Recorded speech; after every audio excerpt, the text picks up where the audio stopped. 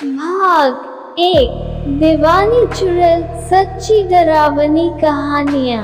ये कहानी है एक चुड़ैल की जो एक व्यक्ति के पीछे ही पड़ गई थी। और हाँ, ये चुड़ैल उस व्यक्ति से बहुत कुछ दिल की बातें करती थी। इस चुड़ैल का तो यहाँ तक कहना था कि उसको उस व्यक्ति से प्यार हो गया है और वह सदा के लिए उसका बनकर रहना चाहती है।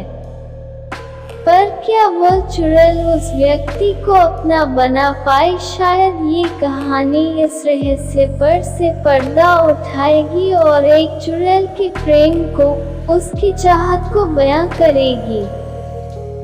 हाँ, पर इतना ही नहीं, मैं बता दूं कि यह कहानी मैंने उस व्यक्ति से सुनी है जिसके पीछे वह चुड़ैल पड़ गई थी। हाँ, मतलब प्यार में।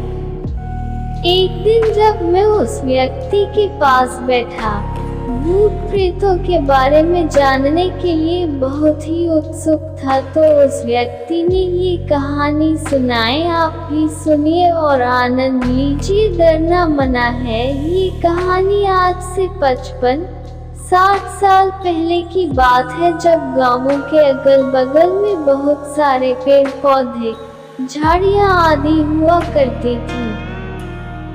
जगह जगह पर बसवाड़ी, बांस का बगीचा, महुआनी, महुआ का बगीचा, बारियां, आम आदि पेड़ों के बगीचे आदि हुआ करती थी। गांव के बाहर निकलने के लिए कच्ची पगडंडियां थी, वह भी मूंज आदि पौधों से घिरी हुई। ऐसे समय में भूत प्रेतों, चुड़ैलों का बहुत ही बोलबाला था। लोगों को इन अनसुलझी आत्माओं के डरावने अनुभव हुआ करते थे। यहाँ तक कि ये रोए खड़ी कर देने वाली आत्माओं के कुछ नाम भी हुआ करते थे, जो इनके काम या रहने की जगह आदि पर रखे जाते थे। जैसे पंडित जी के श्रीफल पर की चुड़ैल, नेटुआ-वीर बाबा, बड़की बारी वाला भूत, बसवाड़ी में की चुड़ैल, सारंगी बाबा, रक्तपियनी चुड़ैल, नहाडू बनी चुड़ैल, प्यासन मरी चुड़ैल आदि। तो आइए आप लोगों को उस चुड़ैल से मिलवाता हूँ, जो एक आम के बगीचे के कोने में स्थित एक बांस की कोठी यानी एक पास एक में सटे उगे हुए बहुत से बांस में रहती थी। ये कहानी जिस समय की है, उस समय बहेरू बाबा गबरू जवान थे। चिक्का, कबड्डी, दौड़ आदि में बढ़ चढ़ कर हिस्सा लेते थे और हमेशा बाजी मारते थे। अरे भाई, कबड्डी खेलते समय अगर 3-4 लोग भी उन्हें पकड़ लेते थे तो सबको खींचते हुए बिना सांस तोड़े बहेरू बाबा लाइन छू लेते थे। बहेरू बाबा के घर के आगे लगभग 200 मीटर की दूरी पर उनका खुद का एक आम का बगीचा था, जिसमें आम के लगभग 15-16 पेड़ थे और इस बगीचे के एक कोने में बसवाड़ी भी थी, जिसमें बांस की 3-4 कोठियां थी।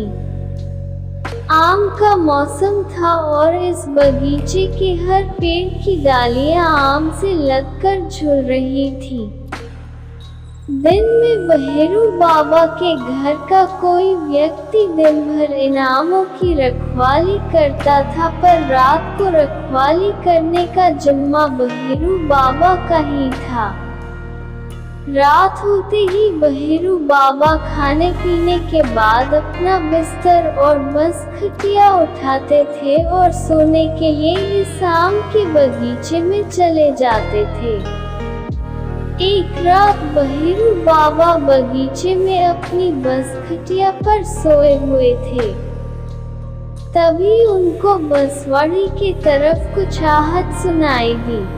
बहेरू बाबा तो जग गए, पर खाट पर पड़े पड़े ही अपनी नजर बसवाड़ी की तरफ घुमा दिए। उनको बसवाड़ी के कुछ बांस हिलते हुए नजर आ रहे थे, पर हवा न बहने की वजह से उनको लगा कि कोई जानवर बांसों में घुसकर अपने शरीर को रगड़ रहा होगा और शायद इसकी वजह से ये बांस हिल रहे हैं। इसके बाद बहेरू बाबा उठकर खाट पर ही बैठ गए और अपनी लाठी संभाल लिए। अभी बहेरू बाबा कुछ बोले इसके पहले ही उन्हें बसवाड़ी में से एक औरत निकलती हुई दिखाई दी। उस औरत को देखते ही बहेरू बाबा की सांसें तेज हो गई और वे लगे सोचने कि इतनी रात को कोई औरत इस बसवाड़ी में क्या कर रही है। जरूर कुछ गड़बड़ है। अभी वे कुछ सोच ही रहे थे कि वह औरत उनके पास आकर कुछ दूरी पर खड़ी हो गई। बहेरू बाबा तो हक्का बक्का थे। उनके मुंह से आवाज भी नहीं निकल रही थी, पर कैसे भी हिम्मत करके उन्होंने पूछा कि तुम कौन हो और इतनी रात को यहाँ क्यों आई हो। बहेरू बाबा की बात सुनकर वह औरत बहुत जोर से डरावनी हंसी और बोली, औरत हूँ और इसी बसवाड़ी में रहती हूँ। बहुत दिनों से मैं तुमको यहाँ सोते हुए देख रही हूँ और धीरे धीरे मुझे अब तुमसे प्यार हो गया है। मैं सदा तुम्हारी होकर रहना चाहती हूँ।